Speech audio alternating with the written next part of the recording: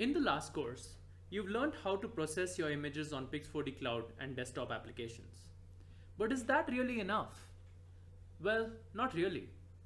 Your customers will be accustomed to using certain desktop applications for analyzing and designing using survey data. And not all the output file formats you generate will be compatible with the software they use. So to provide them those, you need to do post-processing. I learned all this during my journey in drone surveying over the past 3 years. When I started out and went to my customers with the outputs I got from Pix4D, they asked me a few questions. Can I make sense of your orthomosaic with my GIS or CAD software? These contours are just a bunch of lines. Can I get them in a format I'm familiar with? Can I get an overlay of the orthomosaic DSM and contours on my GIS or CAD software? How do I use your orthomosaic on Google Earth? Can you make me a poster of the orthomosaic with some modifications?